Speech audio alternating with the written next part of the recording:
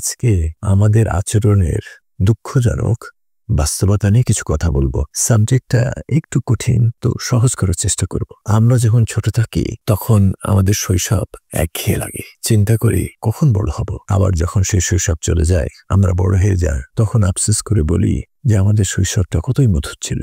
What is the issue here? আমি বলি আমাদের দৃষ্টিভঙ্গির দূরদর্শিতার অভাব। আমরা সম্পদ আহরণের জন্য, টাকা কামানোর জন্য এমন ভাবে খাটতে থাকি যে আমরা শরীরের ক্ষতি করে ফেলি। আবার জীবনের এক পর্যায়ে গিয়ে ওই শরীরকে, ওই স্বাস্থ্যকে ফিরে পাওয়ার জন্য দেধারসে টাকা খরচ করতে থাকি, দেশে বিদেশে দুই জায়গাতেই। এই যে ভারসাম্যপূর্ণ জীবনের যে ধারণা, দ্যাট ইজ মিসিং হিয়ার। আমরা ভবিষ্যৎ নিয়ে এত উদ্বিগ্ন হয়ে পড়ি যে বর্তমানকে পুরোপুরি অবহেলা করি। এ কারণে বর্তমানকে উপভোগ করতে পারি না, আর ভবিষ্যৎকে কিভাবে গড়ব, যে কাঙ্ক্ষিত ভবিষ্যৎ, সেটাও করতে পারি না। আমরা ভুলে যাই যে আমাদের বর্তমানের কর্মকাণ্ডই ওই ভবিষ্যৎকে নির্ধারণ করে। We love to train but to hate to take action. স্বপ্ন দেখতে কতই মজা, কিন্তু কাজের বেলায় থমথম। আমরা এমন ভাবে জীবনযাপন করি যে দেখে মনে হয় আমরা মরবই না। আবার যখন মরে যাই, সমস্ত ধন সম্পদ, অর্জন, খ্যাতি সমস্ত ছেড়ে চলে যায়, মনে হয় যেন সেই লোকটা জীবনে বেঁচে ছিল না। We forget where you come from and where we are heading. যে আমরা ভুলে যাই